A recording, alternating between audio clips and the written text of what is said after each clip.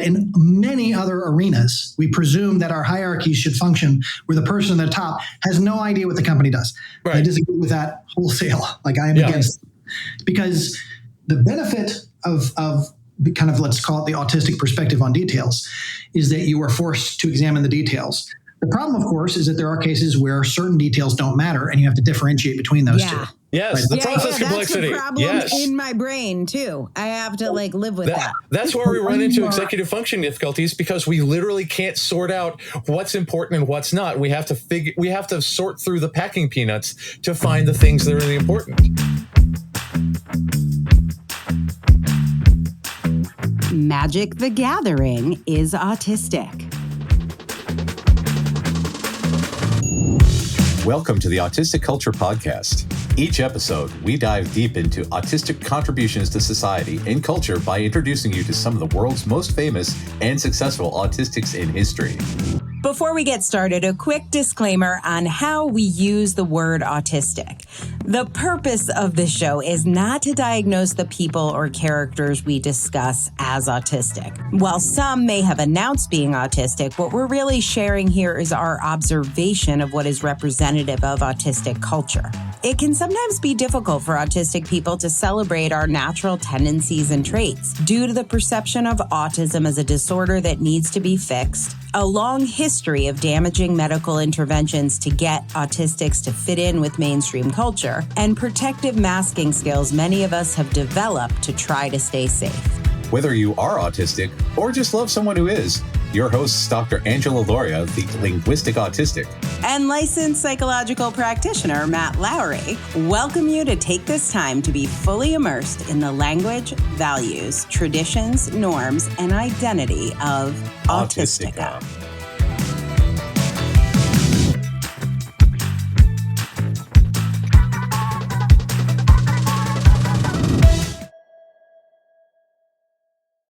Well, hey, Matt. Hey, Angela. I come to you with a special treat. Oh, tell me more. I like treats. Well, we have been requested many times, too many to ask, to cover Magic the Gathering. And I like that. Yeah, I thought you might. I mean, people, I think our number one episode right now is the Dungeons and Dragons episode. People love love that episode. And I just feel like we didn't have enough in-house expertise to do this topic justice. By the way, the other number one request right now is Taylor Swift. And I have equal fears about their fans. Like if I get something wrong, I feel like Taylor's fans will come to our house. So I didn't want to get this one wrong. And I have been hunting high and low for someone who could info dump and share all the beauty and symmetry and artwork and magic of Magic the Gathering. So you came up with a human form of a Black Lotus. Tell me. This is my Black Lotus. Meet Fred Trotter. Fred Trotter, tell us. Oh, he is my neighbor. He is a friend of a friend.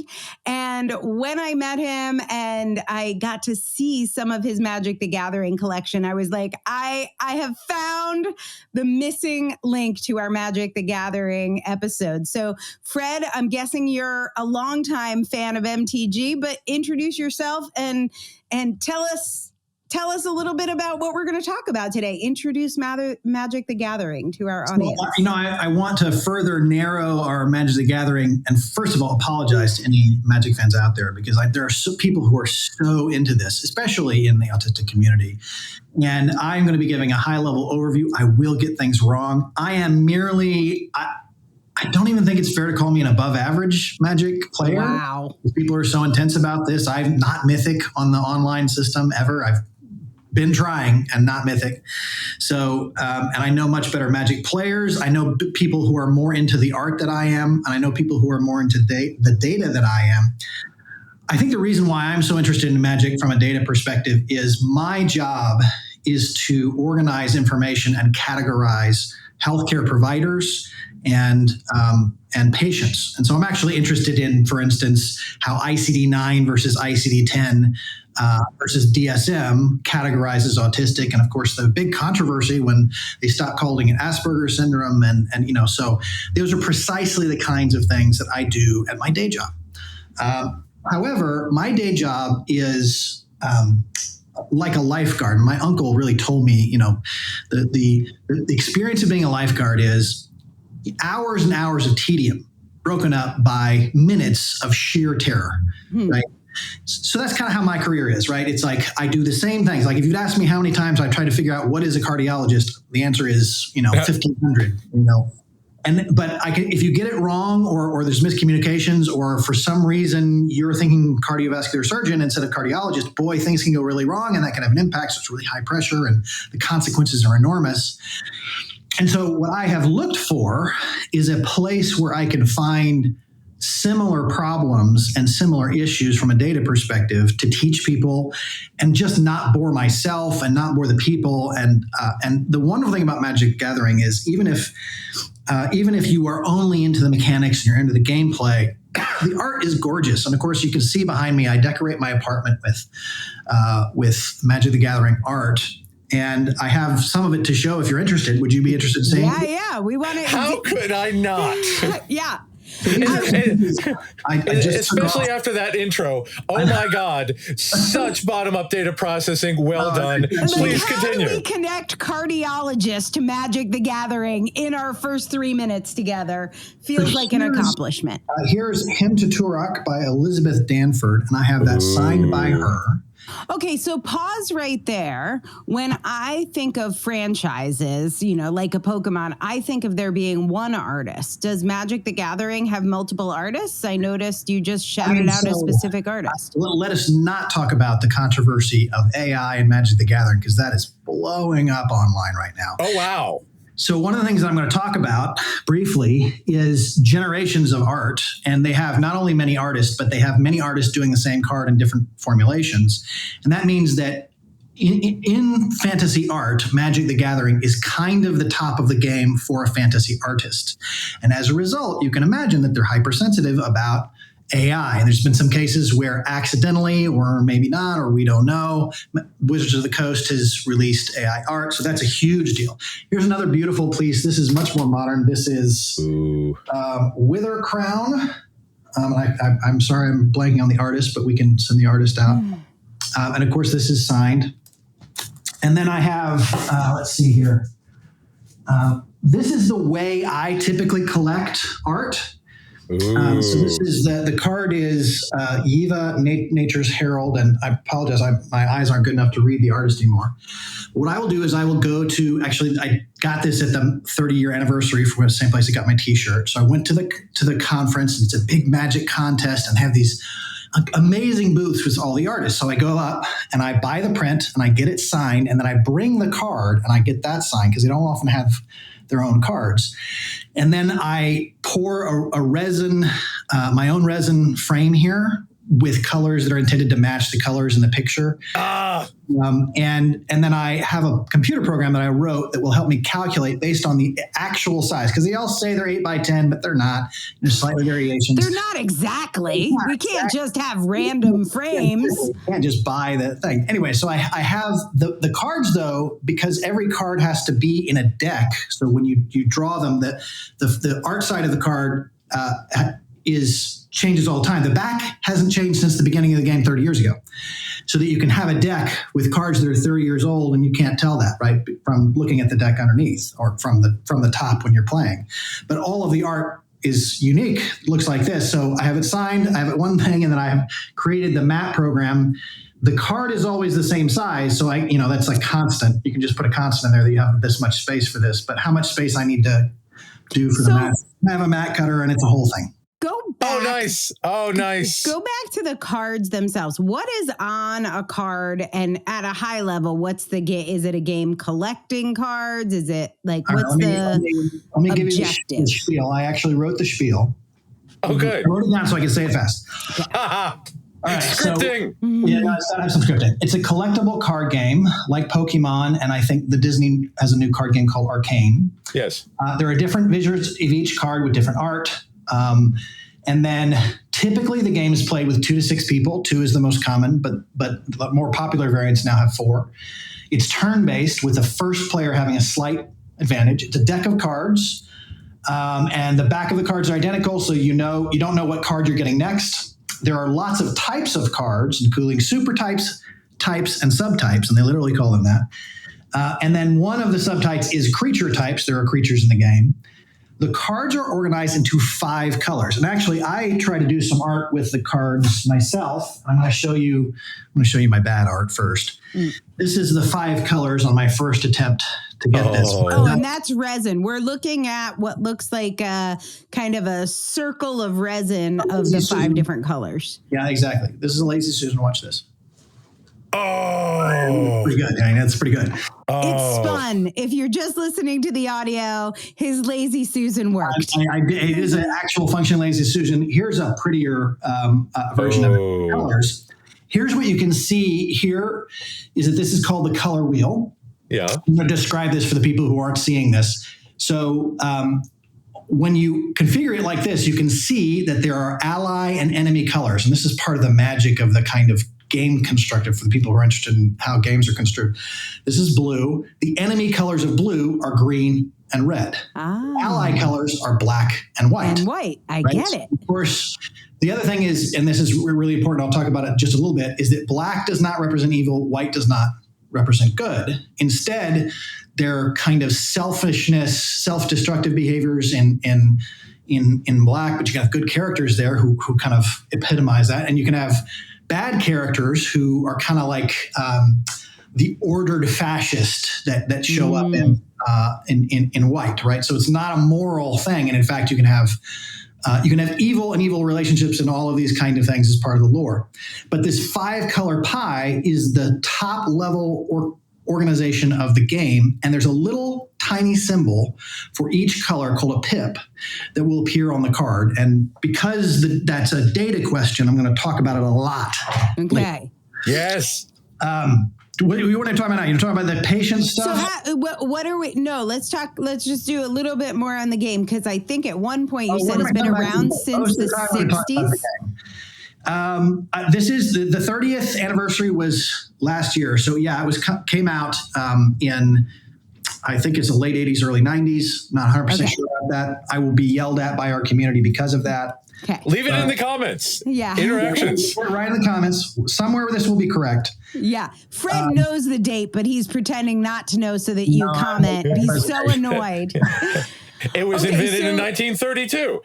Prove me wrong, Internet. Yeah, exactly. So it's been around for 30 years. The purpose of the game, or the objective, is it to... So you start the game with a certain amount of life.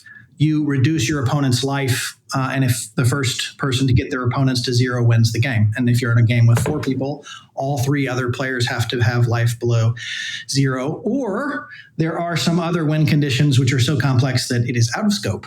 Got it. Okay. And if I'm just to get an idea, because I love diplomacy, but I can play it for 2 days straight, the same game. Is this like a 5-day cricket match, or are we talking about like a 2-hour, like a Catan amount of time? So I know when I come over. If you're playing 2 people, yeah, you can usually get 3 games done in an hour. And one of the ways to play is called drafting, and it relies on that basic schedule. So you'll play 3 games in an hour. Oh, okay. So, and the way drafting works is what we do is we open 3 packs, and I will open a pack, and then I'll pick the card that I think is the best card to play with right now, and then I'll pass the rest of the pack to you, Angela. And you choose the card that's best, and you pass it to Matt. And then Matt chooses the card that's best, and he passes it to me. It's a draft, just like an NBA player. Yeah, okay, I get it. Drafting, you're just drafting. And then what's really interesting about drafting is that bad cards normally can be incredibly good in draft, right? So you have a totally different selection of cards. And I think and this is true in almost every collectible card games. For every one chase card, amazing card that you definitely want to get, there's 30 or 40 in the set that you don't want. So I got into drafting. I got into drafting because I played the game online for a while, but then I found this game store. People really play game stores. And in Houston, there is this amazing game store called Coral Sword, which is a coffee shop and game store.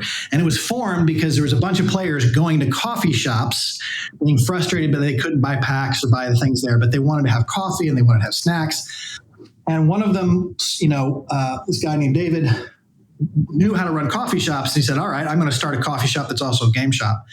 And it attracted really legendary people. There's a woman named Talia Vess who streams on Twitch, who's really amazing, and that's her home store. And then you know who Hunter Pence is? I understand you guys make jokes about how baseball players are, you don't really follow sports.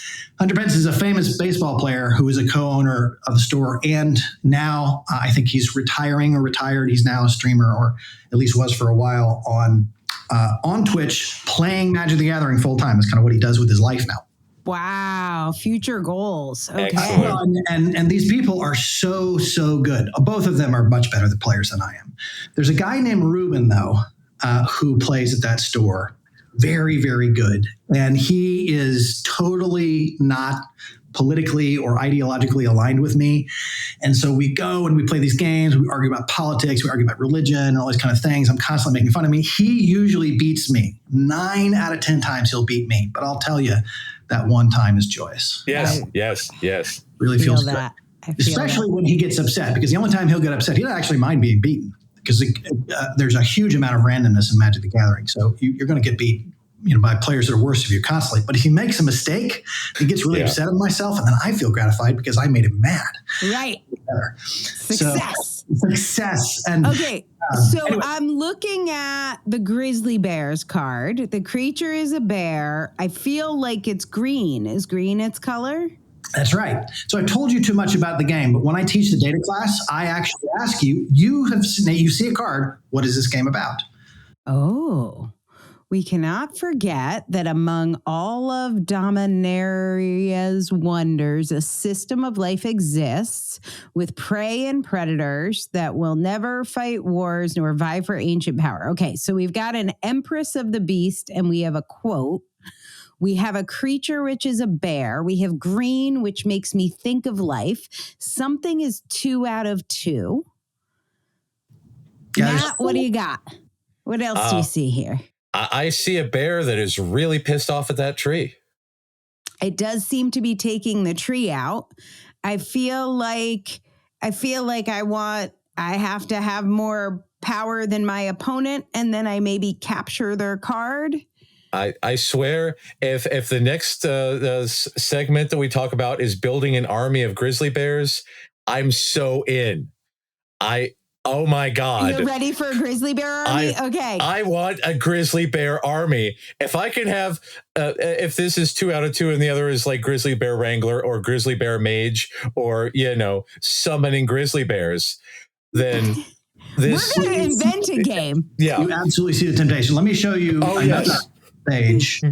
This is all of the artwork over time. Wow. Oh, we got a page of grizzly bears, people. We got a lot of bear options. I think you showed us the best bear first. The rest of the bears look pretty banal. I think that's pretty good. It's a pretty good bear. Yeah. The thing I want to illustrate here, though, is that there's a database of cards that Wizards of the Coast maintains that has one entry for grizzly bears. Oh, no. And then there's this community project, which is going to feel amazing to you when I tell you what it is, called Scryfall, which they're like, no. Every artwork is different. Every artist deserves distinct credit. And when you go search for grizzly bear there, you're going to get this, which is every variation, every distinct detail has been documented. This is the way. Yes, it needs to be this way.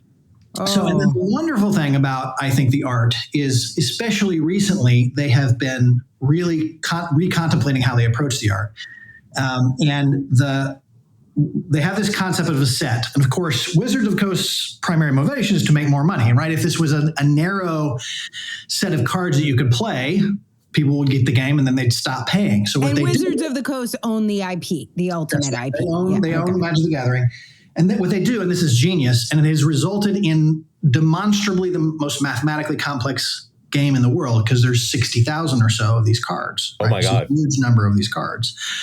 And every, I'd say 6 months, 3 months, 4 months, somewhere in there, they release a new set. And the new set has new rules, the new set changes the game. Each card can change the game, right? So there's turns and there's phases, and you can have your opponent skip a turn. You can take 2 turns in a row. There's all kinds of cards that really dramatically change the way the game is played. Including the recent release of the Doctor Who sets.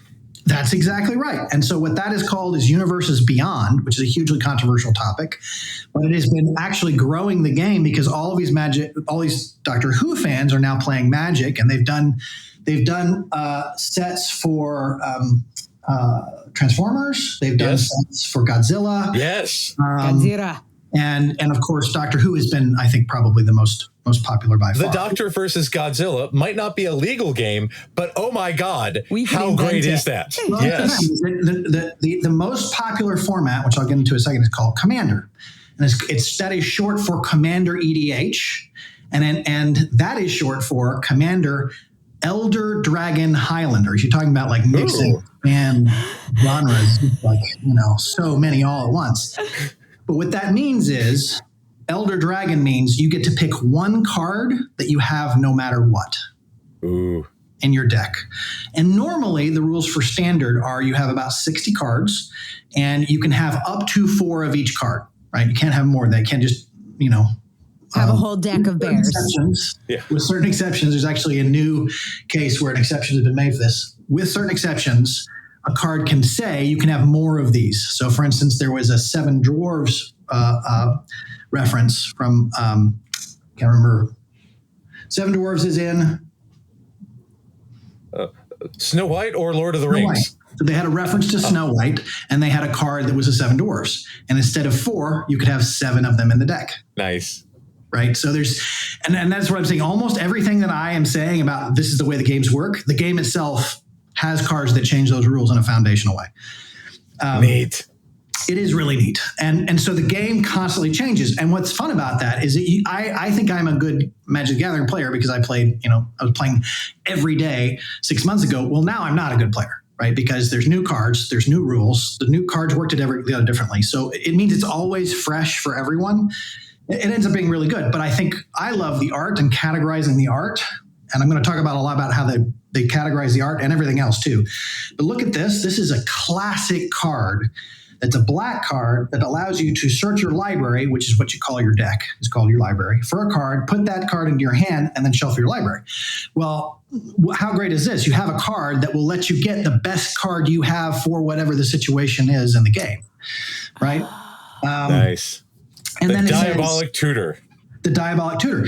Well, remember how I said that the kind of these sets were changing, they're getting more advanced. One of the beautiful things about the sets now is that they have these art cards, which are versions of the card, and they have this concept of planes, which is it's a multiverse, thing.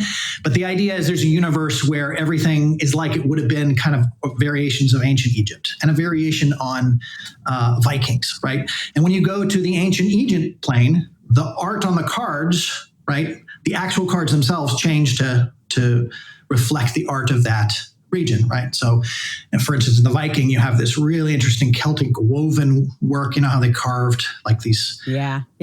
That's how they shape things. It's beautiful. But in general, they just continue to have. So there's these 2 famous characters. One is Liliana Vess, and then who is a death mage essentially, and then there's another woman who's a pyromancer, and they wanted to remake this card, so this is what it looks like. Oh, hi, ladies. I see what you did there.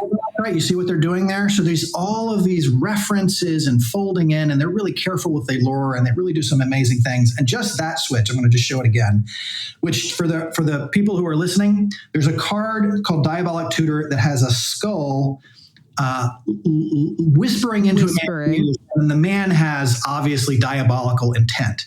And then what they've done in the new version is they have the kind of death mage, who's the popular character and it's called a planeswalker in the card game, whispering into her redheaded friend's ear. And now the redheaded friend has this same look of like, ooh, I'm going to do that naughty thing, right? So these kinds of like extensive art stuff is amazing. I'm going to show a picture, and this is really the picture that I start talking about, this is an infographic that I made when I examine the data on the cards. And this is one, like, audio audience, I'm so sorry, but there's just no way to explain this cleanly. This will be an optimal one for the YouTube channel. Now that we're putting episodes on YouTube again, this will be excellent. Yeah. And I just want to say here too, is the card, if you're not familiar with this, it's just the size of a Pokemon card. It's like a little bigger than a card deck. And you probably have the exact number, but there's got to be at least 20 pieces of information if these were columns in an Excel spreadsheet. Yeah, so much data. No, and actually, that's precisely it. So what I do in my class is I show, first of all, I give a tour and people start, and they make their own Excel spreadsheets. First class, of course, is they sit down and they have the same experience you did, where they just look at grizzly bears, and then I show them, I think, 2 other cards. Yeah. And at the end of the class, their homework assignment is make an Excel spreadsheet. That's what I wanted to do. Just looking at this piece of paper, I'm like, I'm just going to quickly make an Excel spreadsheet while he's talking. Yeah, exactly. and of course, the actual lesson is not how to make an Excel spreadsheet. The actual lesson is everybody comes back and then you see how totally different all of the Excel spreadsheets are. And then you're like, oh, you're getting different things done with your Excel spreadsheet that I am, which is basically the argument for databases, right? When you have a properly constructed database, it is something that is going to do what all of the Excel spreadsheets do. Like our show? Here's how you can help. When you tell someone about this show, it helps make the world a friendlier place for autistic people. And when you rate or review us in your podcast player, it helps people find us. It really matters. And if you're PDA, I totally understand. You can not do this, and it will still work out. And actually, this is a good time to talk about ontology, and I have a whole set of tabs for this. But when people talk about categorization, I think they misunderstand how it is. And I had a traumatic conference that I went to with a clinical ontologist,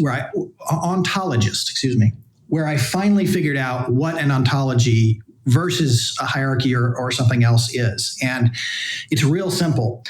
An ontology is something where you organize the information, where it gives you new information about the domain. I just maybe had an orgasm. That's great. Well, I was wondering if this was PG-13 or rated R. Oh my God! Somebody get me a cigarette. That's fantastic. So I'm just going to pull this one slide down if I can find it quickly.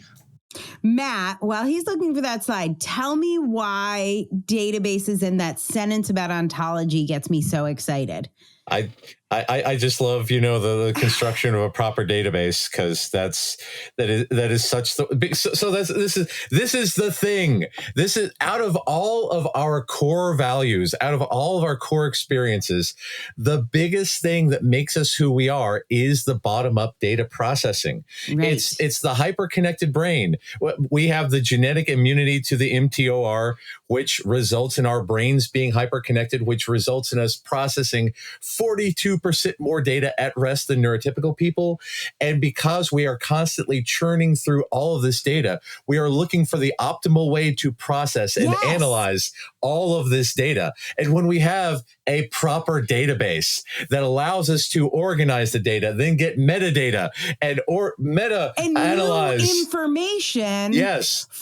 That's why I know this sounded like I'm having an orgasm. Like, that sounds weird, but it is this sense of just total relief and relaxation to be like, oh, I don't have to do that. Yeah. Because I feel like I walk around, I am a database. Yeah. I'm crossing fucking tabs and columns all day long because I'm like, ooh, if we do this, then we do this, then we could also do this. And what am I missing? There's some optimal configuration that I know there's new information here that if I could cross one more tab, I would get. And that's again, as is the way.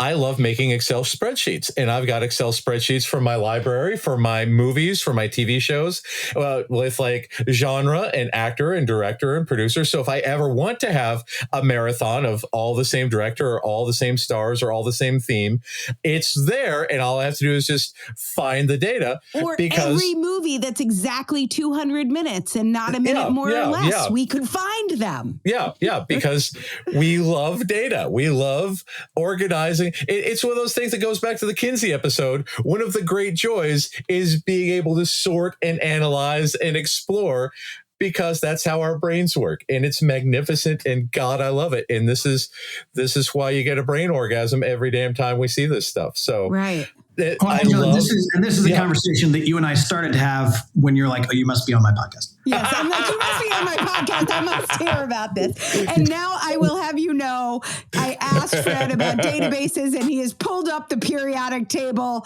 Where are we going with this shenanigans, Fred? Okay, so the OG ontology that people don't understand as an ontology because they don't understand the history of it is the periodic table.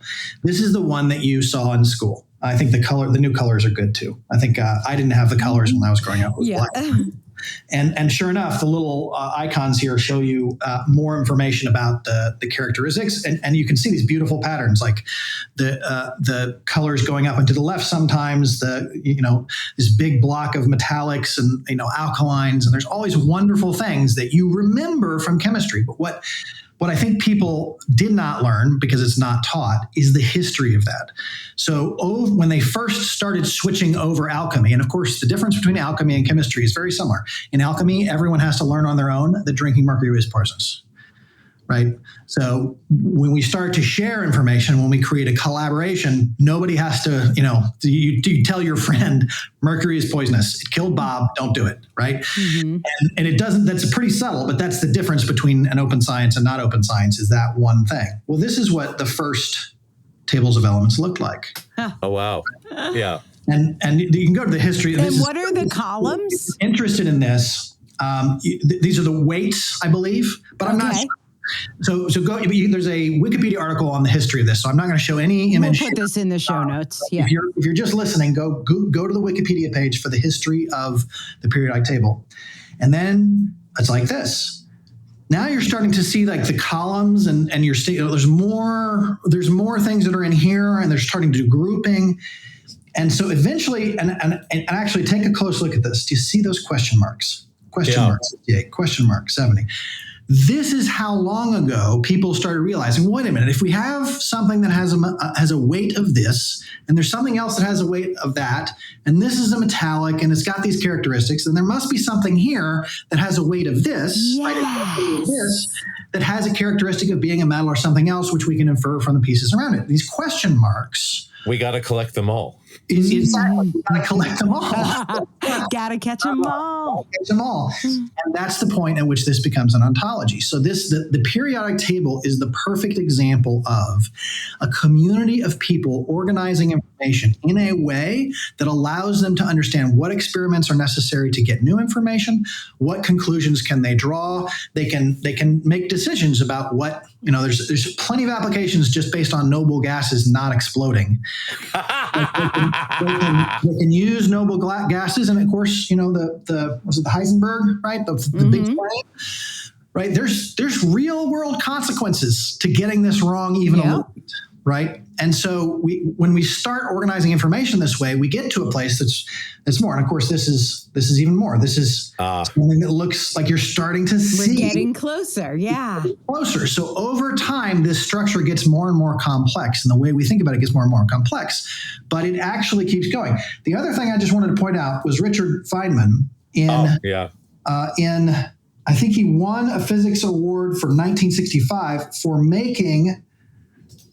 Let's see if I've got this diagram. This is a Feynman diagram, right? And it just shows essentially, I don't understand this at all, but it shows how quantum level processes could work in transformations that include electrons and stuff. And you can see they get pretty complicated.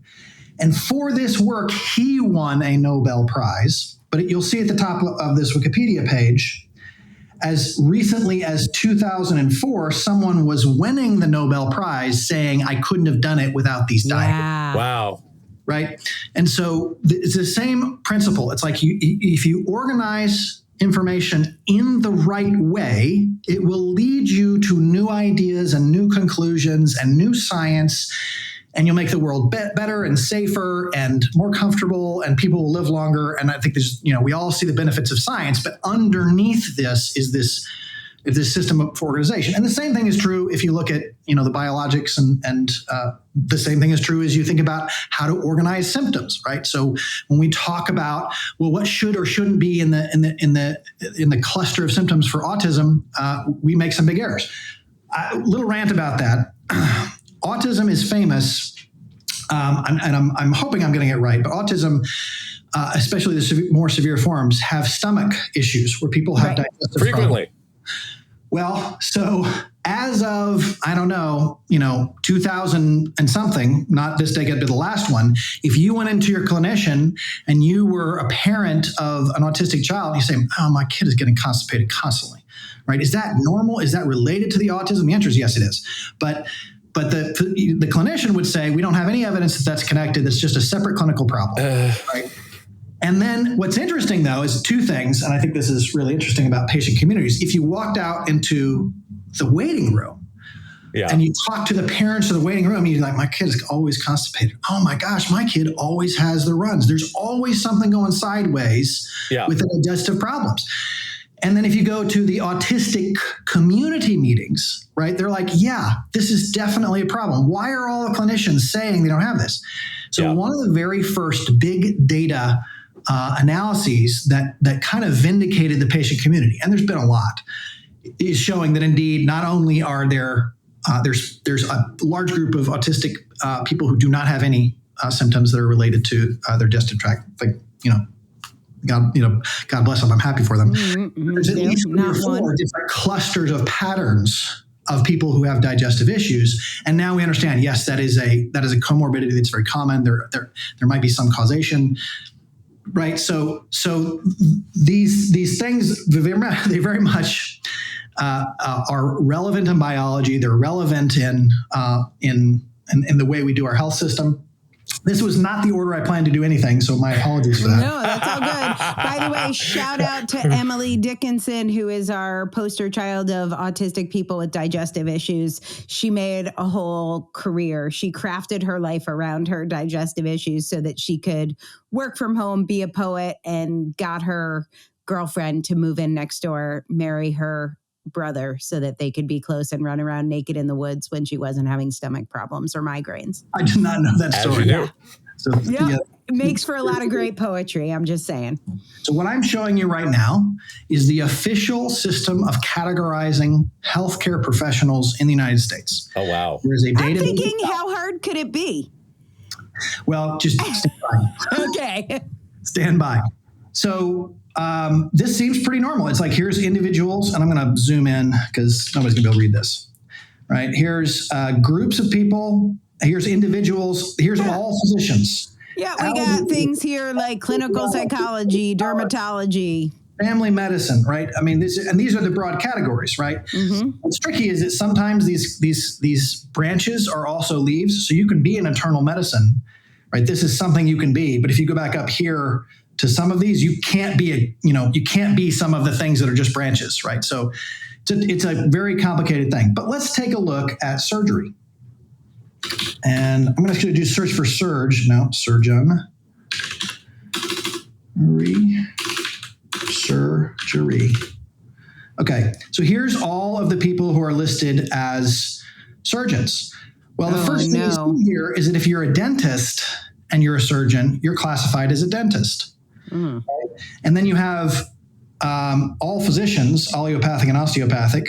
And then you have anesthesiology and pediatric anesthesiology are classified as surgery. And then you have medicine, internal medicine. And then eventually you're going to get down here to surgery. And then you have hand surgery and all the things under surgery. So wait a minute. Is surgery an organizing principle of this chart? And not the answer a great one. Not a great one. Yeah, because you'd be a surgery surgeon.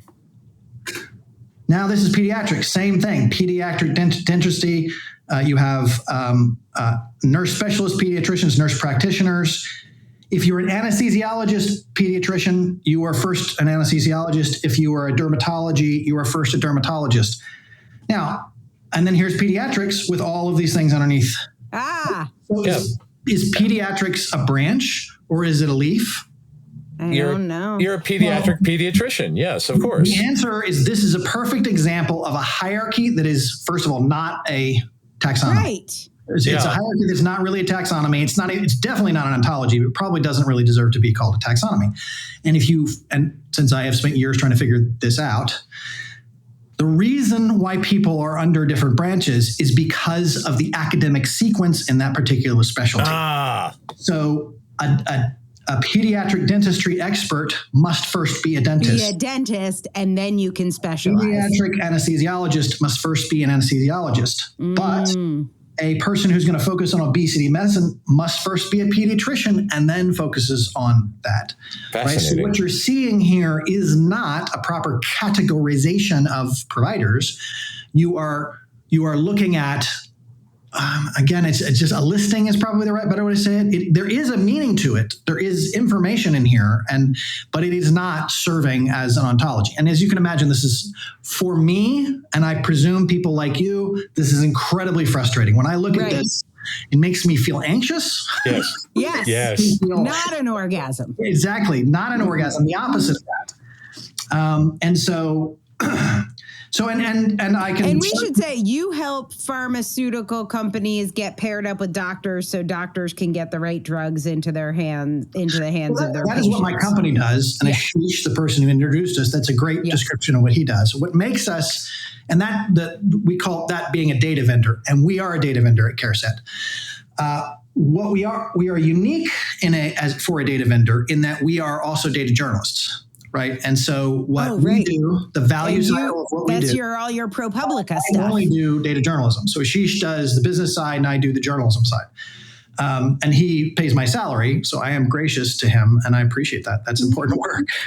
But the general value propositions, we convince the government to release data. We share it with nonprofits. We share it with journalists. We just had a piece with ProPublica about atherectomies and the overuse of atherectomies, and that's the kind of thing I do as a data journalist. And then Ashish takes that same data and sells it to pharmaceutical companies, device companies, very large hospital systems, ACOs, anybody who will pay for it. And they use that data to better organize the healthcare system. So our business side is good too, but we also have a very explicit good of the world stuff. And the thing that I spend the most time on that is not involved in medical claims is we had this fight with Facebook a few years ago where they were leaking information from their patient communities online. And so we got Congress to call them back in and nothing happened. But a few years later, after they got called into Congress, they did change their policies. And so some of the best and most impressive accomplishments that I was associated with have been within the patient community. So I'm very interested in how patient communities think and communicate and how they form themselves online. And of course, that's one of the reasons why I'm so fascinated by the Aspergers thing, because I'm going to tell you, I still get, colloidal silver cures for my autism offered to me through Facebook ads. So I think more lobbying is needed. Yeah. I'm going to change my diet and magically cure my autism. I can't wait. I don't know what happens then once it's cured. So that was not the advertising problem was very significant. Other people who worked on that. The problem that we worked on was there were these women who were BRCA positive, and BRCA the BRCA gene has a huge increase in the probability that you'll have cancer, but specifically women-owned cancers, both ovarian cancer and breast cancer. And they were joining this group, and to join the group was like, you have to prove that you're BRCA positive. And then what neither the group administrators nor Facebook really took account of is that then the listing of the group members, which they could not turn off, they could not turn that feature off in the group, was public information. And so that was a list of women and their real names, in many cases their location, and the fact that they were BRCA positive. It was a huge breach of trust and a massive misconfiguration of system. It's a huge problem, right? So that's what we worked on. And so I care. So I know that the Aspergers community, for instance, They've retired that name for good reason. The guy who's named after turned out to be affiliated with the Nazis. It wasn't great. We have murdered a lot of kids. Topic. Yeah. The whole murdering children thing we're not fans of. It's not positive. It's so hard to talk about it because I think the woman who researched it concluded that a couple dozen children were murdered. And I just feel like that's not the proper use of the word couple dozen, right? Yeah. It should be like 32 or it should be like 26. Just a couple dozen sounds so friendly in every other context. Yeah. And I feel like that's not great.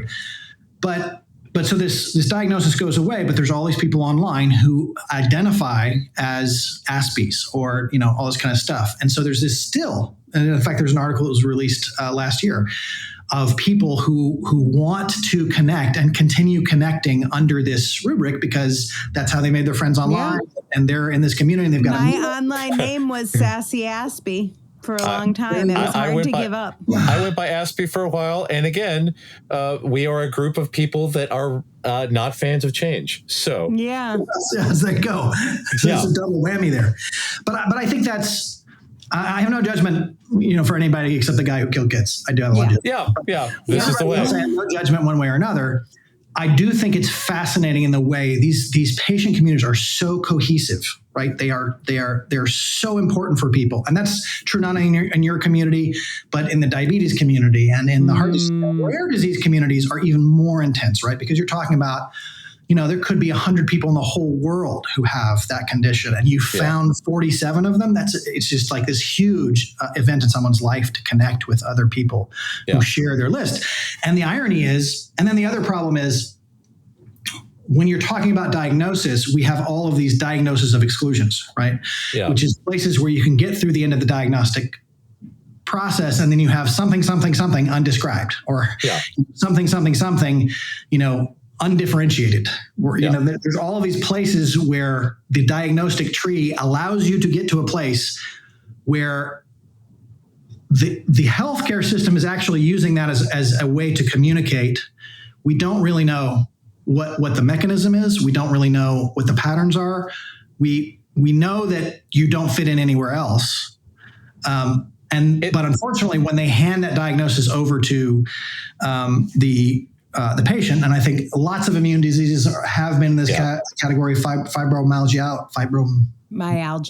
Yeah, was in this long time where it was a diagnosis of exclusion where people were diagnosed with that, but they didn't have any really understanding of what it was. So these issues really matter tremendously. And we could do a lot better. I'm going to show you something really, I'm going to drop the patient. I'm going to go back to the card games, the fun card games. We all love the card games. I will get there. Let me show you Bioportal, because if you are into classifying diseases, this is amazing. Now, DSM and the American Medical Codes are not here. These are the only codes that are open. But if I search this for autistic, and let me see, I'm going to zoom in just a little here. And I scroll down, these are all of the ontologies, medical ontologies, including ICD-10. MESH is the MESH subject heading. So if you look up in a medical library, this is how you find information about autistic conditions. And you scroll down, this is SNOMED. SNOMED is maintained by the International Pathology Association. So when you talk about pathologies, SNOMED is very helpful. This is version 9 of the disease. This is connection. Of course, old language mental retardation is still on our diagnosis tracks. But if I go to, let's look at SNOMED. Let's do ICD-9. This is the ICD-9 for autism. And you just see how the categorization is changing how you think about the subject. Oh. So it's a mental behavioral neural development disorder. It is a psychosis. Under psychosis, it is other psychosis. And remember how, it does make you a little bit uncomfortable. They're like, other bucket? Well, what does that mean exactly? And then underneath here, there's pervasive development disorders, and then there's autistic disorders. And this is version 9. Now, if we take version 10, right, And the wonderful thing is like 29 different things, mesh titles. You can go look at the hierarchy for autistic and a dozen different ways. But here it's mental, behavioral, neurodevelopmental disorders. Totally different category. Totally different thinking about the problem.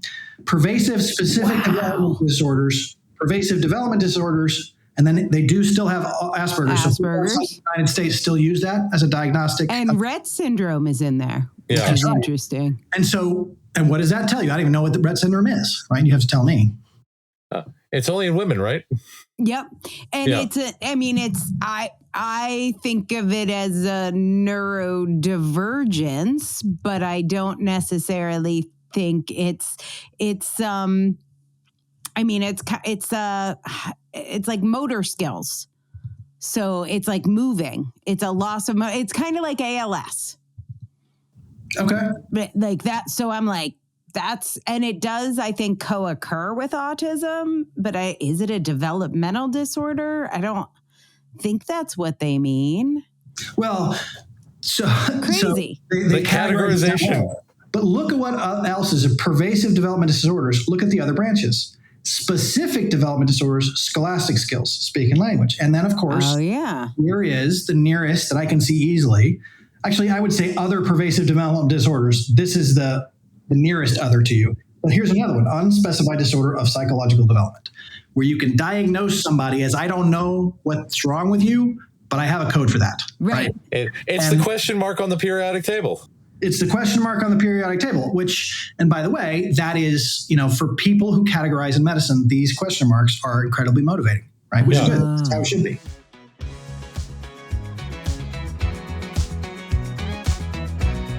We are thrilled to announce the launch of the Autistic Culture Podcast TeePublic Store. Woohoo! You can now get t-shirts, hoodies, mugs, and more featuring original designs related to autism and our show. Whether you want to showcase your autistic pride, spark conversations, or just share your love of the podcast, we've got some cool merch options for you. And guess what? Our paid subscribers on Substack get a special 10% off code for the store. If you subscribe to our newsletter at autisticculture.substack.com, you will get exclusive subscriber content plus a 10% discount code you could use at our TeePublic merch store. Every purchase helps support our show, so if you want to proudly display your autism ally status and values, browse the store today, and be sure to tag us on social media showing off your gear. We just want to say thanks to all of our listeners and our paid subscribers especially for making this podcast possible. All of the money from our TeePublic store goes to pay our amazing staff, and we could not do this without your support. We hope you love the merchandise. I love it. Matt? I'm very excited about it. I can't wait for my mugs and magnets and stickers and various pillows to show up, because there's a certain source of pride that comes from having your quote on a pillow. So I'm excited. Find us at TeePublic or look for the link in the show notes.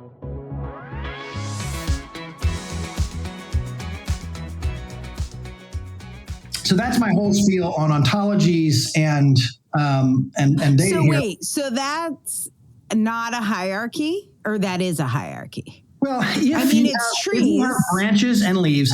There's trees, so it's a hierarchy. You have to concede that it is a hierarchy.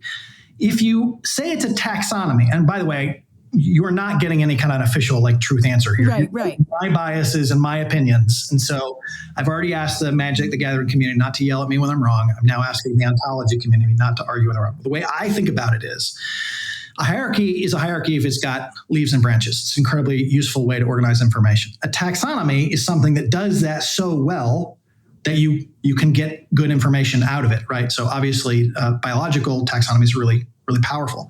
And ontology is essentially the acknowledgement that you've done it so well that it's profoundly useful for getting new information. We should not label something an ontology. It's almost one of those situations where somebody claims that it's an ontology. You should immediately not believe them, because that's such a profound claim. I did a PhD, and just in any class discussion, you would just drop the word ontological randomly for extra bonus points and to sound smart. But now I'm thinking maybe didn't use that term correctly. Well, yes. I meant it to mean a way of organizing information, but it's more. No, it's so much more than that. Yeah. It's so much more Didn't than that. know. Got that wrong. Well, and I think once you see the impact of the failure to categorize in a useful way as damaging to people and individuals, possibly your friends, Yeah. then it's like, oh, now the distinction is crystal clear and there's a much bigger wall in my mind. Yeah, going back to Asperger's kids got to live, and the ones that didn't get his special sticker, like they were the ones we were sending off for a little lethal injection medical testing first sometimes. So that categorization matters. Well, and I think, and of course, literally online, there's a rule that says if you're talking about the Nazi doctors, it's become a useful conversation. And let me be proud that I think we're having a useful conversation now, that despite the fact that we're talking about Nazi doctors. So, but I also think that modern medicine does the same thing, right? It's like, do you get extra help after school? Right? Do you participate in a particular program? Are you going to be able to see a specialist in another town? Is the travel going to be covered for when you go to the other town, right? How is that going to happen? And so I think there are really, really subtle ways that are not so clear-cut as the Nazis. The Nazis like their clear-cut stuff to make a very unfunny and dark joke. But there's much more shades of gray where we get these categories wrong and they still have pretty profound impacts in people's lives. The bottom-up data processing. Yes. That's right. Yeah. So may I go back to the Magic the Gathering? Yes, let's talk about magic and how many. I find it relaxing, and then I feel like, maybe we're not talking about whether or not I screw something up and then somebody does. That's super, super intense, and which is the reason why I got into this Magic the Gathering stuff. So this is a card that is a good candidate card for this new popular way of talking. So I was talking about the deck structures. EDH stands for Elder Dragon Highlander. So the rule is you can only have one of any card in your deck. There's 100 cards, not 60.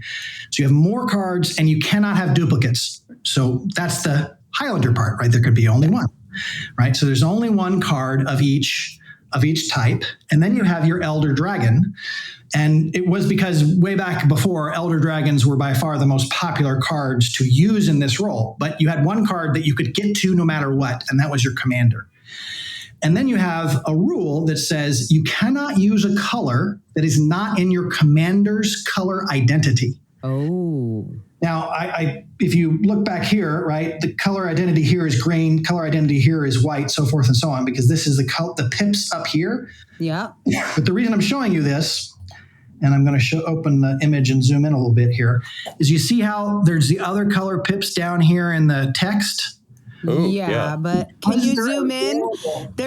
He's using the word pips, and what they are is like little icons. There's like a sun, a water droplet, a skull, something fish, fireball. Japanese. Oh, it's a fireball. Yeah, a tree and a return. And that corresponds to white, blue, black, red, green. Got and, it.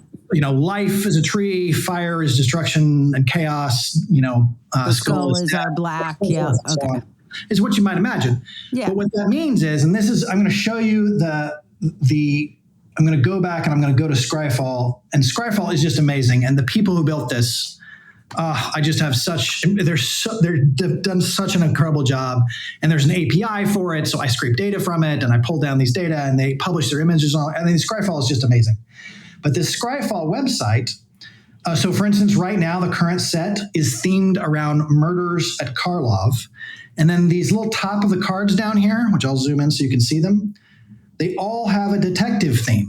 Ooh. They're from the 60,000 old card, but because the current set has a detective theme, they've got it's all about detective stuff that's come before. Murder investigation, suspicious bookcase, convicted killer, defective defection, defective detective. I hate that. So now what I'm going to show you is the advanced search thing. And I believe, I'm not 100% certain, Angela, but I think this might give you another one of those orgasm feelings. Okay, I'm ready for it. These are all the things that you can search for in terms of this thing. You can search for a name, the text of the card, the type line. So if I want to, I can say cat. There's your type of cat. Then I can show the blue if they could be blue or black, or Right. including these colors at most of these colors. Oh. Caring about commander, which is like, what is the color identity, which Right. then it's like, if it's got something in the card text that's red, I can pull these up. The mana cost, and has a whole symbology thing that you can set. Okay. Then there's the mana value equal to this. Then it's whether or not it's on the online version or the paper edition of the cards. There's 2 online versions, Arena and Magic Online. Remember how I said that there's the draft way to build cards where you passing packs? Yeah. Yeah. Then there's something called sealed, which is you get 3 packs and then you build whatever best deck you can from those 3 Best packs. deck. Yeah. All those cards. But then everything else is these different variations of the normal game, except with different sets of the history of Magic, right? And that's what a format is. And look how many there are. I'm so sorry. Legal. Here's the drop down. Oh my God. So check this out. Pauper is any card that is the lowest level of, that has ever been published at the lowest level of rarity. And this card cost a penny, 2 cents, right? So you can make a whole Pauper deck for under $5 easily. Right. Then modern. This was like what I was saying to Matt about we could watch just movies that are exactly 200 minutes. Like Exactly. This is like we could construct so many different decks. This So database modern- is so beautiful. Wow. It is gorgeous. Now look at this. You see how this has a curved border here?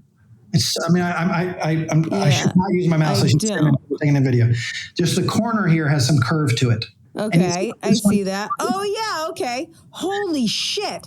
Okay, Wow. you guys, what we're looking at is, again, it's just the size of a playing card, maybe a tiny bit bigger than that. And we're like, how many fields of data are on this? And one piece of the data is whether the border is straight or rounded corners.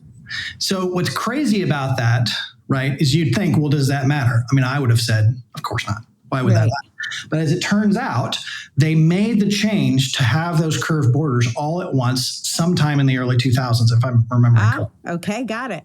That is called the modern era, and that is what this legality is for. And we can build a deck You from can the build modern a deck. era. Because that border change was connected to the time period, that becomes a format. A field. You can limit your search to cards that count as modern. And then this one here is called, I think the other one that's really important to notice is Legacy or Vintage. And this is essentially all the cards. And I just want to point out about my husband, and then Matt, you can explain this part of autistic culture to everyone. If we were to be playing Magic and you handed cards to Paul, the first thing he would notice are the rounded corners versus the sharp corners. Of course. There's no, oh, this is a card with a bear. I don't even think he would see the bear. But it's like I live with a continuity editor. He'll be like, oh, like that guy's hair part moved a decimal. I'm like, okay, but what was the scene about? So this is one of the things that I love. So for the longest time, I worked in community mental health. I was in the neuro closet, all this stuff. So there was this one test they were training us on. It's a subjective type test where they show you pictures, sort of like a Rorschach test, a thematic assessment test. So anyway, they showed you all these pictures, and you were supposed to record the responses and decide whether or not they were completely sane or raving madmen based on the responses. And while they were doing this, I found it insanely amusing because the artist had difficulty drawing certain things. Like this cat looked really angry. So I started thinking about what in this scene made the cat angry. And it was completely way off topic. And the more I talked about it and the more the neurotypicals around me found it irritating, the funnier it became to me. And the more I became obsessed with it.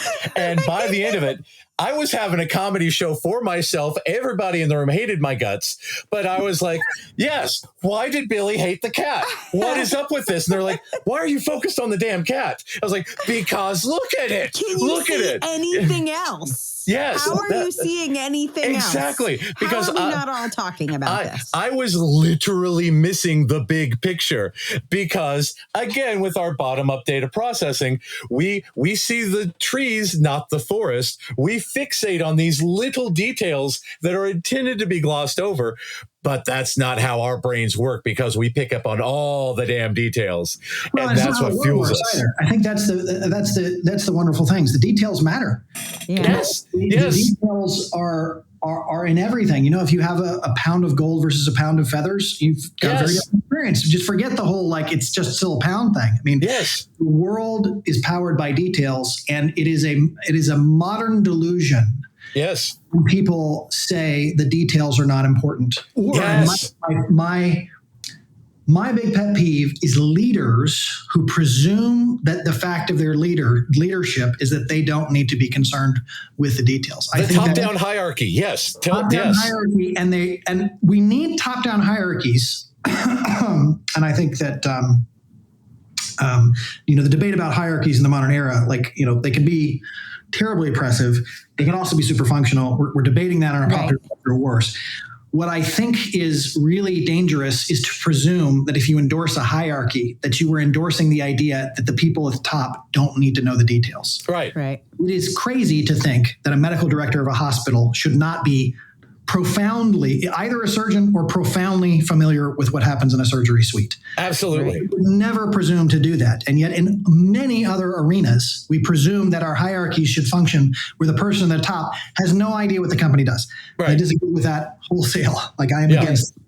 Because, it is I think the benefit of kind of, let's call it the autistic perspective on details, is that you are forced to examine the details. The problem, of course, is that there are cases where certain details don't matter and you have to differentiate between those two.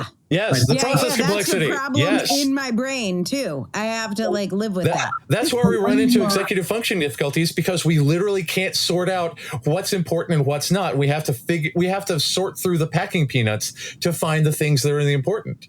Yeah. Well, and your metaphor there is a perfect example. If you are dealing in a situation where it is well understood what is unimportant and well understood what is important, the packing peanuts are not important, the package contents are, then that perspective is troubling. If you are in a context like, space exploration or deep sea diving or any of these things where you don't actually know which details, when I say you, I'm not talking about you specifically. I mean, the one, no one on the planet knows what those details mean. Then it is extraordinarily useful to say, I've noticed 10 things. Let's try to figure out which one is important. And taking a moment to do that and not having that executive function pressing down and being like, I have to quit. I have to decide really quick. I'm going to take my time. And I see these differences and I'm going to explore them. I'm going to experiment with them. I'm going to explicate them. I'm going to discuss them. Well, in those, and of course the acronym in business, we call it VUCA, variable, uncertain, these environments where we don't have a good picture of what's happening. That perspective is super, super valuable. I'm totally into that rant. I can switch back to talking. It's a good rant. It's an important rant, and it is dead on about autistic culture. And again, when it comes to science and exploration, so many new variables to explore and understand. With the Large Hadron Collider, collecting tons and tons and tons of data, then spending the next 2 decades sorting it all out and figuring what it means. Yeah, or DNA. So many things like that. Yes. Well, and I think there's people who are in your community arguing that the expense and time to do those things are worthwhile. Yes. And also arguing that, the patience required to tolerate that. Yes. That's hard for people. I mean, and monotropic focus to study and study. Yeah, exactly. Well, anyways, let's talk about bears. Yeah. What does it mean to be a bear? So right here on the creature bar, there's this type line that says bear. Now I'm going to show you a different one. Let's do this one here first. And I should have opened all of these in new tabs so that you could have the zoom in. This one is a human cleric archer. Now, up until very recently, they called these kinds of creatures tribes, and they decided that they want to use, instead of tribal, they're going to call typal, which is I like it. correct. It's there's some reasons to do that. Just a sensitivity. Typal is a new made up word. And so what they meant was tribal. What they now mean is typal. They're trying to be more respectful. I get it. Yeah. So this has 3 types, creature types, right? This one here, let's go back to here. And if you're listening right now, you're thankful because you don't have the me using tabs way too quick. This has bird soldier on it as the types. But when I look over here and I see the types, I see bird soldier archer. And the name of the creature is Avon Archer. What's really interesting is that they are trying to exercise the typal like teams within the game. And I'll show you kind of how they do that in a second, especially for Commander. But because they're doing that, they will go back and they will retcon the types of creatures so that they make sense. So this is clearly an archer, but when the card came out, they didn't have archers as a type or a typal. And so, but the database has it listed as an archer because they want it to count, right? So why does that matter? Well, take a look at this beautiful card. And I'm going to zoom in here so you can see. It's a dog cat, everybody. It's a legendary creature. A dog and a cat who are friends, inseparable even. It says that right in the name. Ren and Siri, inseparable. Exactly. And when you say dog... Like Ren and Stimpy, I guess. Yeah, well, I think that might be the reference there from the name. But when you say, whenever you cast a dog spell, create a 1/1 green cat. Whenever you cast a cat spell, create a 1/1 dog. Ooh. Right? And then the ability at the end, Ren and Siri, if you pay this cost, right, which is 1 red, 1 green, and 1 white, Ren and Siri inseparable deals damage to any target equal to the number of dogs you control, and you gain life equal to the number of cats you control. Oh, such a system. I like that. So it's really, really cool. And so if you look at this, this is a card that is designed in the modern era to be a commander card. So you take this one card, you can count on it always being there. You can have any card in the deck that matches its color identity, which means any red card, any green card, or any white cards. That's 3/5 color pile. And then you have other creatures, right? This is a kind of creature that would fit in that deck, the feline sovereign. Other cats you control get +1/+1, right? This is a typal benefit to that. Which, going back to this search thing, I'm just going to reload it since I think I filled it with craft up at the top. What I can do is I can search for white, green, or red cats, right? And then just see what shows up. And now I'm right in the middle of building out my deck. I think what happened was I turned the... Something else on. There were a bunch of search returns, but I'm guessing he expected more than that. So if I'm trying to build a deck based on that commander model, and I know I'm going to use the dog cat inseparable, Ren and Stimpy there, Ren and Siri. If I'm going to use them as my commander card, then this will help me build out the other 100 cards, no duplicates. Yeah, see, I need to turn off. You're like, there's some... Did I get that right? Am I ready to play? I'm ready to build my deck. So in general, what I need to figure out, and obviously I don't know how to do it quickly, is how to choose cats that are only those colors. So red, green, and... allowed. Alexa, stop. Oh, I said the wrong name. It's okay. Cauldron Familiar here is black. It can't be in that deck with that card, but this is white. It can be in there. This is green. It can be in there. Let's see. This is green and white. And this card almost always goes in this deck, right? Because it's like...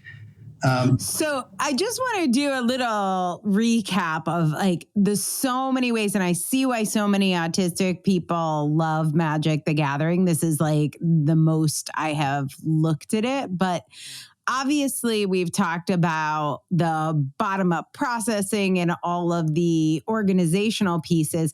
It's also a game that's a combination of logic and strategy because you can make mistakes. There's some element of luck, but there's also a whole bunch of strategy.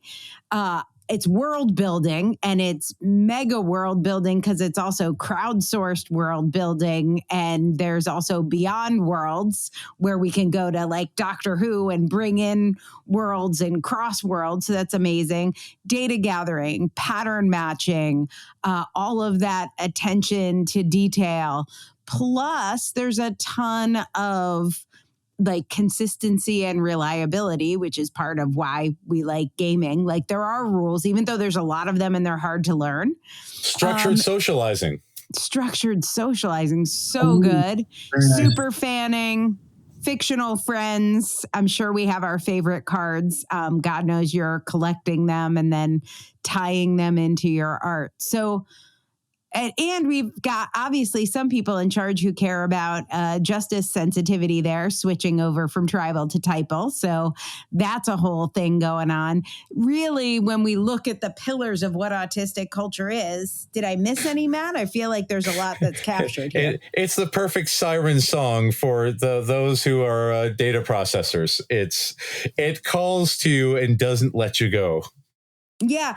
And then the other thing, because I actually had this conversation with a listener yesterday who was very sick of her child talking about, might have been Fortnite and not Magic the Gathering. But it's the same thing.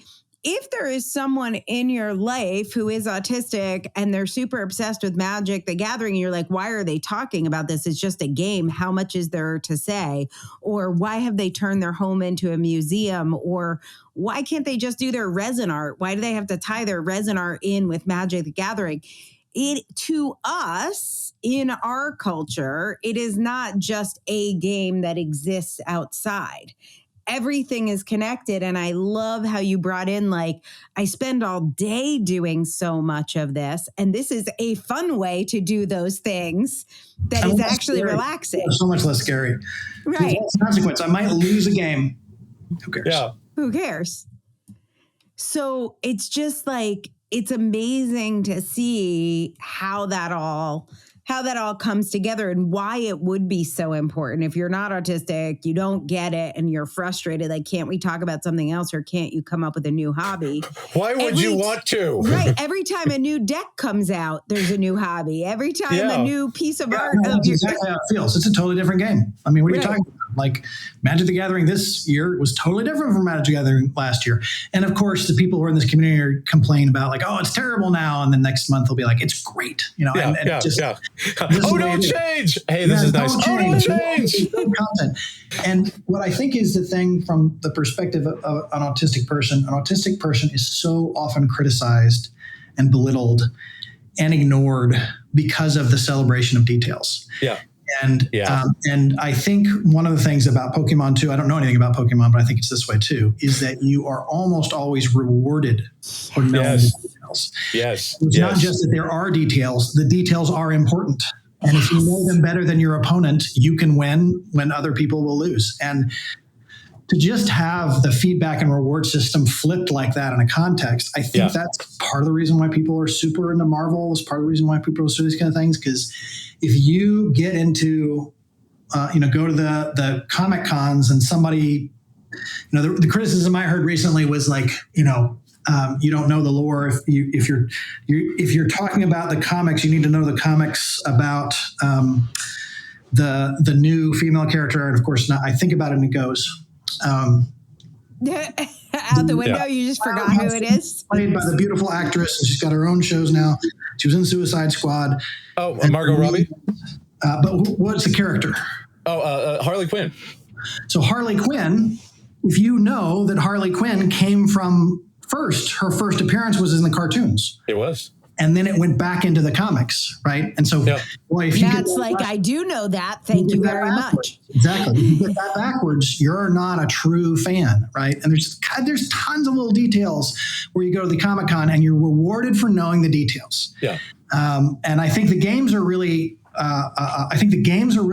because there's a whole context. Like you can get on a stage, you can win prizes, impress your friends, frustrate. In my case, Ruben, who normally wins, but this time he didn't. Mm-hmm. Right? It's a lot of fun, and I think it's rewarding. But I also think, and I think for your listeners, there are well, I think 10 years from now, the only job there will be is figuring out whether or not the AI got it right. Yeah. Like that's where we're going, right? Right. It is precisely. But we will need humans to do that. Yeah. Well, Not as many, but- and humans will have to take responsibility for decisions made by AI. So saying the computer told me to do it is not going to cut it in a whole bunch of situations. Yeah. There's going to be someone who has to have the expertise and has to understand it. And this skill of broadening your arms to accept all of the details and then figuring out slowly which one matters is going to be an incredibly valuable skill going forward. It already is. But as AI starts to become more preeminent, I think this is something that the people who have been made fun of for getting too into things like Fortnite and Magic the Gathering and all those things, you will get your reward in the end. Yeah. This is the way.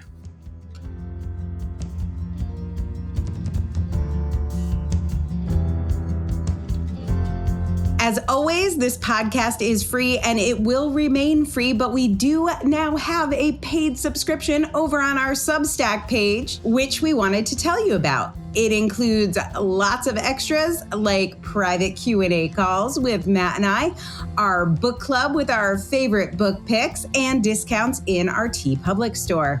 You can check out all the goodies over on our Substack page at autisticculture.substack.com.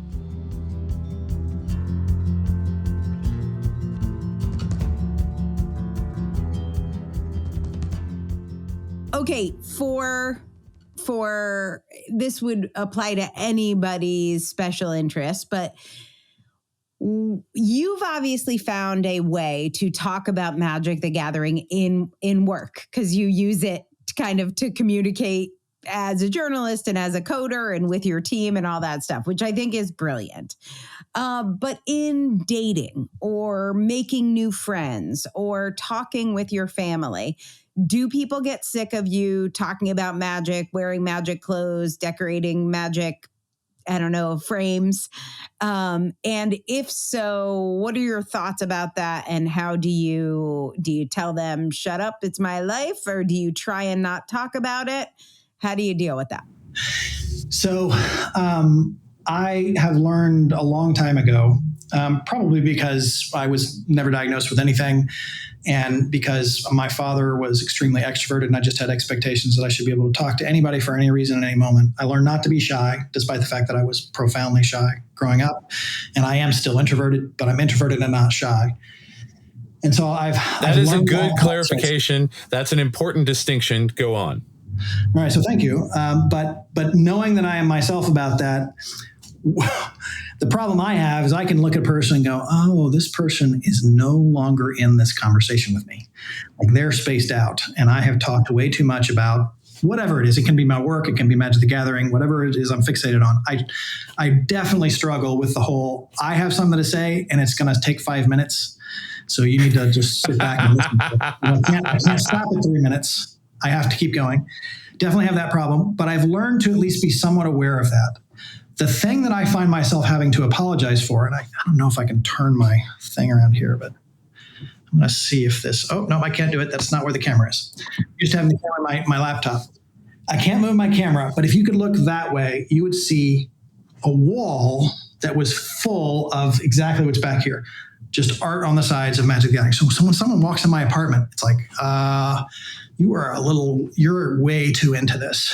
And so I very frequently have to defend my spaces. Yeah. It's like, or my hobbies. So I'm into doing resin porn right now. And I will do 6 pieces in one pour in a night, and then I'll do 2 pours a night, right? So when I'm doing resin, I'm doing resin. Right. We're not multitasking. Monotropism. Yes. And so I very frequently have conversations with people that are like, you're too into this. Like, I feel like I talk to your friend about whatever it is, but you're way too into this. And I've learned to take it as a compliment. So there's to it. Interesting. So I got about you, we're going to get a little personal briefly, but I got about you. I have found out from friends that when they are introduced to me, they get a warning about me. right? So like before, like I want to introduce you to Angela. Like you may like her or you may not, or she may talk too much or she may offend you, or like there's this list of, I come with a warning label. When I would take friends home or people I was dating home, my mom or my sister would pull them into a side room and they'd be like, how you doing? Need any help? Like blink once. And so I've always felt like really defensive about that. And before I was introduced to you, I got the warning label conversation. For me? Yeah, for me? you. They're like, you're going to meet Fred. This could go lots of ways. Like, don't know what's going to happen. And like literally 30 seconds after I met you, I was like, favorite human on the planet. Oh, thank you so much. Like, I was like, and I'm like, why does he get the warning label? Why do I get the warning label? So you actually mentioned something that I wanted to bring up that you mentioned 1,000 things that I wanted to bring up. We don't have 20 podcasts to talk about all of them. But one of the things you said was that when someone else will say something like, "Hey, if you're ever in Chicago, come visit me." Yeah. Yeah. And the honesty thing, I think I have been trying for years, and now I am explicitly doing it, to be radically frank. I actually think that's a little bit like chai tea. Yeah, radically frank, ATM machine. It's like, you're frank, and it's implicitly radical. It's in the name already, but let's just go ahead and put it there because for clarity, which is the same reason why we say chai tea. It's because that's TT, but it's TT. But it's but you're kind of using that as a label, and I struggle with the sense of honesty. I think I do not deceive any more than any normal person. And the ways in which I deceive are normally these white lies, but I've become more and more uncomfortable with them. Yeah. My current... Well, that's the thing. Neurotypicals consider white lies social skills, but go on. So the one that I'm most concerned with is when I walk downstairs, there are a lot of people who are homeless or unhoused or however you prefer to say that now. There's good reasons to say. And you got the real manic street preachers on your corner. That's right. I do have street preachers. That's on Saturdays and Sundays. That's pretty weird. But very frequently they'll come up to me and they say, "Can you spare $1?" Ooh. Answer to that question is yes. Yes, I can. I can absolutely spare $1. I don't actually have denominations that small. So it's a different question. And it's a very difficult thing. And what I have taken to saying is just no. Yeah. Mm-hmm. Right. And I'm trying to be honest in the sense where I'm just rejecting this whole conversation. Yeah. Mm-hmm. Just no. Not no, I don't have $1, but no to this. Yeah. But I still struggle with it. I don't think that's honest. I don't think that's right. Yeah. And I'm an atheist now, but a lot of my stuff was based on, kind of Christian principles. And there's one of the verses says, "Give to them that ask of you." And I still have that rattling around in my subconscious. And so I think one of the problems that I have seen, especially in my profession, is I will, because I have the skill of deferring and not being totally honest up front, what I will do is I will accept situations that make me uneasy around the quality of my work or the quality of the work the team is doing that I'm on, where what I think is if I was just to let go, what I would do is I would say, I wouldn't call another person stupid. Like I wouldn't say you're stupid for having made this mistake. What I would say, and for me, this feels very different, but you can see how it wouldn't for the other person. Mm-hmm. This is wrong. This is badly wrong. Whoever did this was misinformed about how this whole situation works, and they were having a stupid day. Now, that doesn't go over well. Right? That does not go over well. Mm-hmm. And so what I have learned, and generally when I'm that intense, it's because I have been not saying anything up to that. And so I had some work therapy. If you need a work therapist, let me know. I have a work therapist. And what I realized was I needed to be frank much earlier to prevent me from blowing up much later, and really establish my boundaries early on. And so I think the problem with that is it's actually made me more difficult to get along with. To the people that you weren't going to get along with anyway, you can fake it less long. This is your third meeting with me. and I'm telling you right now that your performance is unacceptable. It does not work. And maybe you shouldn't or can't work here. And if I'm in charge, you won't work here if you continue to perform in this way. That's an intense conversation to have in a second meeting. It's a really intense conversation. But I think that's part of what it means to be in leadership with the mindset, because what I don't want to do is have 20 meetings later and then I'm banging on a table or doing something that's physically intimidating. So so I think for people who remember me when I was banging on tables, I think I'm past that. I hope I'm past that. Well, I mean, I like in an autistic context, that's like a meltdown, and we usually get to meltdowns when we are like past the point. And if we're taking care of ourselves along the way, that's less likely to happen. So I do think that's part of the warning label we get is this person has meltdowns that make me uncomfortable, like that, like just a heads up. Like, I think that's a piece of it. Well, and unfortunately, what I found is being overly critical and meltdowns feels like a dial. Like I can dial it towards meltdowns and I can dial it towards hypercritical, but I can't not do one of those things. Yeah. Like I'm either going to be having early, hard conversations with you that's going to make you real uncomfortable, but I'm just going to be a calm voice just like this. Right. Or I can turn the dial the other way. But what I can't do is nothing. Right. Well, that was the problem. That was the problem in The Emperor's New Clothes is like, if you refuse not to say, hey, that guy has no clothes, which is such a hallmark of autistic culture. And obviously Hans Christian Andersen, autistic, like if you refuse to say that, then whether you're saying it in a nice voice, in a shouty voice, everyone still gets mad because they would like you to agree that the emperor has a lovely outfit on. Yeah. So what I have found is that the people who complain about me pounding the table complain about me more now that I've stopped pounding the table. Because they feel like, right, I'm always on their case, right? And to be fair, I'm in an industry where we process healthcare information and we make decisions about other people's healthcare based on that data. There is not a lot of room for error there, right? You need to be cognizant of the data. And you need to be cognizant of the data and the cognizant of the impact. So if I'm upset, usually there is a very good reason for me to be upset about it. Yeah. And then it's just a question about how. This is one of the distinctions I make. I don't know if you get this criticism, but a lot of autistic people, including me, are often thought of as narcissistic or will be confused for narcissism.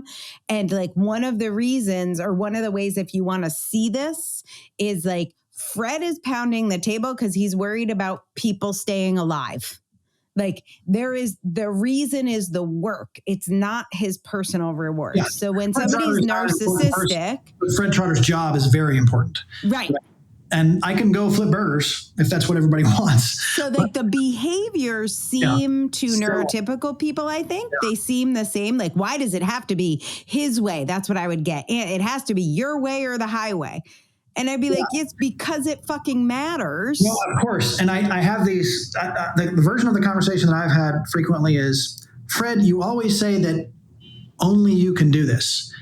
And I'm like, you are mishearing me. What I'm saying is, I am the only one doing this well enough. I would love it if you would also do it well enough.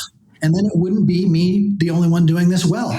And, again, like in an office, I think it's Office Space or what's the movie is like, what would you say you do here? I find myself having that conversation frequently, and they're making criticisms of me like, oh, you seem so narcissistic and ugly be you. And I'm just like, yeah, I'm doing this well. I'm doing your job. What do you do here? And again, that's some of that is not valid. I'm not always correct when I'm doing that. I don't need to pretend like I'm always right. It is difficult, though, for me to emotionally process these things because when I think of these instances, I think of the things that come to my attention aren't the places where I've been clearly wrong, but the 8 cases where we were dealing with something that's life-threatening and you got it wrong and you missed it and I caught it. And I'm again, to use, you're the one who's had orgasm, so I'm... We're just going with that theme. I'm the one who's fucking flipping my lid because of what almost happened.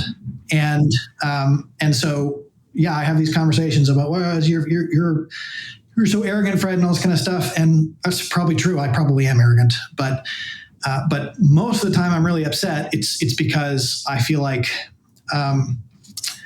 usually it is because the first do no harm principle has been violated. And I've gotten into these conversations, and it will get very ugly. And then I will say, but I don't even care about this. Like me personally, I don't care. I am pointing this out to you because it feels like you should care. Yeah. Like that, I don't care. Do it however you want, but it seems like you should look at this. Yeah, no, I think what you're describing is, and if I'm summarizing correctly, you're responsible for kind of boxing other people's words at a level, and I'm responsible for a bunch of data processes. It's exactly how the same framing would play out in professional contexts. So yeah, I mean, I definitely have the emperor is wearing no clothes profession. The wonderful thing about my role as a journalist, though, and the reason I love it so much is that if you can complain to the Freedom of Information Act office about why data is not shown and why it matters, and you can complain about their data processing habits and all this kind of stuff, and you complain articulately, well, and repeatedly, which, sign me up, right? I mean, that's me in a nutshell. Would you like a chart to go with it? I could give you a calendar with 12 photos on me with my complaints lined out per day. Like, here's what I will be complaining to you. And so, yeah, I mean, it's perfect for me. Like, I have definitely found a role where whatever is going on with me neurologically is basically compatible. Well, when we talk about the whole team of people who help me not to do the other, So when we talk about the value of neurodiversity and what autistic culture brings to the larger culture, that's what I want to, whether you are autistic or you love someone who is and you're listening to this, that's the value I want you to take from autistic culture is our bottom-up processing, all the things we talked about in this episode around Magic the Gathering, the game, is like these are the aspects of the culture that then safeguard the larger culture, whether it's getting your book right or getting the database right or getting your garden exactly square and ordering the right amount of turf for your backyard. Whatever those projects are, that's our role in the culture. And that's why you don't want to cure autism. I promise you. Curing autism is not going to help any of us. And it's going to be there's much more downside to curing autism than upside. Well, so it's funny you mentioned that. So I took some of the stimulant treatments, and long clinical story short, made my relationship with my ex-wife much better and me much worse at my job. Wow, I didn't even know we had medicine options. Oh, is it kind of like the ADHD options? They labeled me as ADHD. The doctor, it's funny, the doctor heard my symptoms, and he was, I like this doctor too, by the way, I'm not knocking them. They said, God is definitely neurological, try this. Right. Right. Well, like, I'm not going to categorize you. I don't know. Try this. Yeah. And then what I found was, like, this does absolutely change how I operate, and it makes it much easier for me to like have satisfying conversations with my spouse where I will leave what I'm thinking about behind, and then I will attend to what my spouse is saying to me. And she loved that. It was great. And then we got a divorce, and I stopped taking it. And now you're happy. Yeah, exactly. It's like, but yeah, I didn't care for the treatment, and I think if we had a treatment, that's the way it would be. I think a lot of people would just be like, I'd like myself.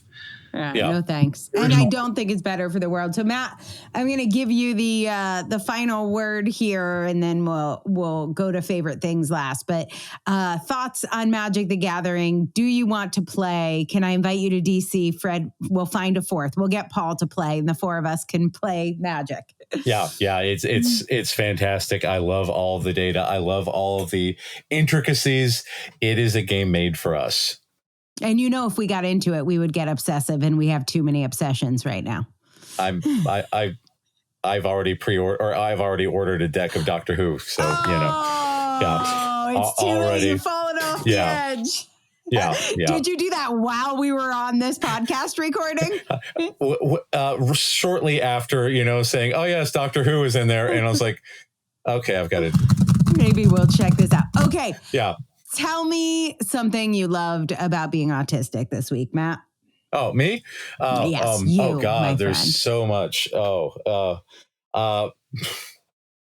I just recently, last week, I spoke to a bunch of really, really nice people in New Jersey and talked about, the autistic experience and how we do these, how we just do things slightly differently. And a lot of people were, taken aback because, they'd never heard the autistic perspective before. They've only been trained on us as a behavioral disorder instead of that we are a culture, that we are fully fledged human beings, that, we live, we eat, we have sex, we do all the human things and turn into adults even. Yeah. And that's the thing. And I was talking about my perspective of, as an evaluator, I don't diagnose people. I identify people because, again, I don't see it as a disease, a disorder, something to be cured. And I was talking about how I see it as an ot mitzvah. And apparently, I was, unbeknownst to me, there were a great many Jewish people in attendance, and this went over quite well. And I got an email afterwards saying that how many people were delighted by this reframing and the appreciation of the autistic culture and a celebration of the culture, and that this is that they found it particularly delightful, and it is an invitation to the autistic community.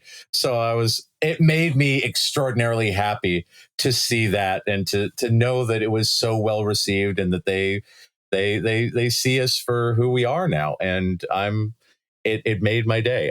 And to all the people who may be new listeners because of this conference, you were all great, and we're glad to have you here in Autistica. Yeah. And speaking of which, I also want to shout out your role in the Learn, Play, Thrive Summit, the Neurodiversity Affirming Therapy Continuing Education Summit. I've seen lots of amazing feedback of people who loved your course, and that was a great program. So if you are coming to us from Learn, Play, Thrive, welcome, welcome. We're glad to have you here too. So, Matt, good job with that one. You guys, I think you all know this, but if you are looking for a speaker, track us down. River is our content manager. And I know Matt's got a couple fun things booked coming up with other therapists. I've got a couple corporate things. I was just working with the Council of Science Editors on doing some autism-friendly approaches to attracting science writers. So let us know if there are ways we can help you in your business. And we want to hear from you in the comments. So autisticculturepodcast.com will take you to Substack. You may be overwhelmed by it. If you do not know Substack, take a deep breath before you go. I promise it's not scary. On the front page, it looks like it's demanding your email address. It is not. Below that request, it'll say something like, skip this, just take me to the good stuff. So if you would like to give us your email address, we would love to remind you about new episodes. We will take it gladly. If you would like to skip that part, hit the skip button. You could go into this episode. Tell us when you are playing Magic the Gathering, who you pick as your Elder Dragon something card. What's it called? Elder Dragon Commander card. We want to hear about it. We want to hear your favorite stories about Magic the Gathering and all your other comments. Drop them there. You can join us as a paid member and get a discount on our merchandise over in TeePublic. Matt, I think we need an Ot Mitzvah t-shirt. What do you think? I would love one. I personally love the mugs and the magnets, but mugs, magnets, stickers, t-shirts, a large pillow, a banner would be nice for all those celebration needs. Yes, we'll get you a shirt to wear to your Ot Mitzvah. So check out our TeePublic page. And I just want to thank Fred Trotter for giving us a deep dive on Magic the Gathering. Thanks for being here, Fred. Matt, we'll see you next week. See you next week. Bye, everyone. Thanks for listening to the Autistic Culture Podcast. If you like this show, you can help other people find it by taking a few minutes to rate and review on Spotify or Apple Podcasts. You can find out more about writing your book with me at differencepress.com. That's difference, DIFFERENCE, press, PRESS.com. Or getting a psychological evaluation or consult with me at www.mattlowrylpp.com. That's MATT, Matt Lowry, LOWRY, LPP, as in licensed psychological practitioner.com. We hope you enjoyed today's episode. And remember, no one ever changed the world by being like everyone else.